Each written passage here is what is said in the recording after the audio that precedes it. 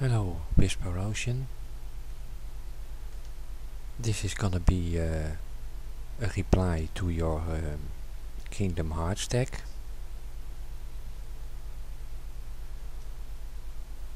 It was a very hard tag, mainly because I have not played Kingdom Hearts 1 or 2 or any other kind of Kingdom Hearts. Gladly I have Kingdom Hearts 1 and 2 in my collection for the PS2, but I still haven't found the time to play those games. So I opened a Wikipedia about the characters in Kingdom Hearts, and there's a lot of talk I do not understand because I have not played the game, of course. Lots of talk about heartless ones and nobodies and Guild 13. Like I said, I have no clue what that all means. So by using Wikipedia I had a very hard time picking a favorite character. So I opened a Google website and looked for websites that have like a quiz. You get to answer a few questions, and the result is who are you in Kingdom Hearts. So I took 4 different quizzes, and 1 out of 4 gave me that I'm goofy. Yeah, he's kind of funny guy. And 3 out of 4 gave me the name, I have to check it, I have it here, gave me the name Kairi, then I'm closest to being a Kairi. Well, it's a female in the game, but okay, it's about character and not about physical properties. And so I looked Kairi up in the Wikipedia, and yeah, I think she comes a bit close. Maybe yeah, all the quizzes had a question, what's your favorite color? Maybe that I'm not gonna say what color I filled in, but maybe the color question is what turned me to Kairi. I found a little bit of text about her personality. Kairi is caring, kind-hearted, and not afraid to speak her mind. However, she is determined and courageous when someone she cares about is in danger, often risking her own safety to help that person.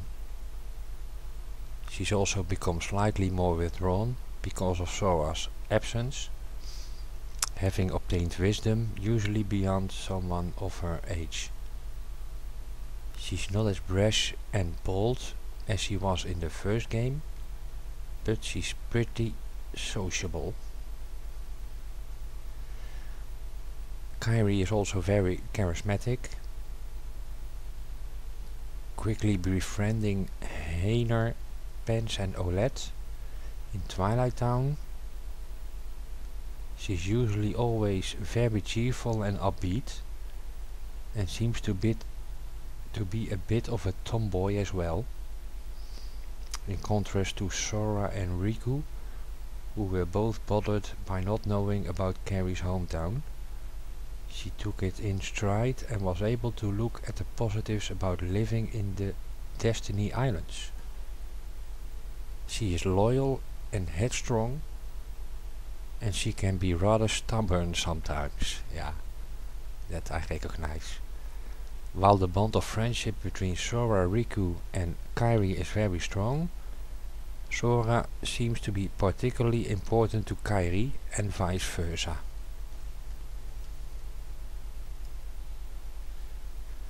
So if I had to pick a character from Kingdom Hearts, I think Kairi would come close. And I have been thinking about because it's more the reply of a quiz. I have also been thinking about cheating on the tech and find a person from other RPG that I did play, and I came up with two names from other RPGs.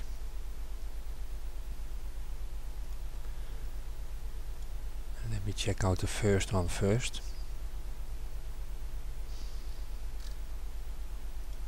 It's the first one I picked is from the game Tales of Symphonia, Dawn of the New Age. It's a Nintendo Wii game, and the main character in that game is Emile Castagnier, and he is a timid person who is constantly apologizing. Well, that's how he is in the start of the game. In every 2 lines he speaks, he says, "I'm sorry." And one day he saves a girl, and she's called Martha. And he goes travel journey with Martha. Martha has a dog, and that dog is a talking dog, which is called,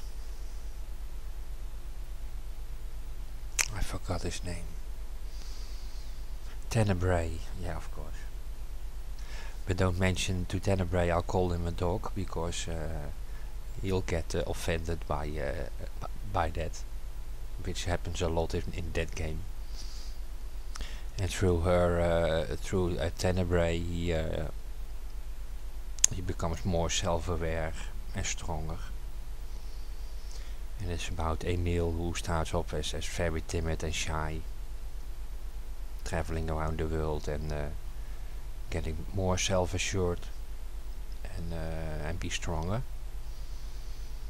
So I liked that character very much.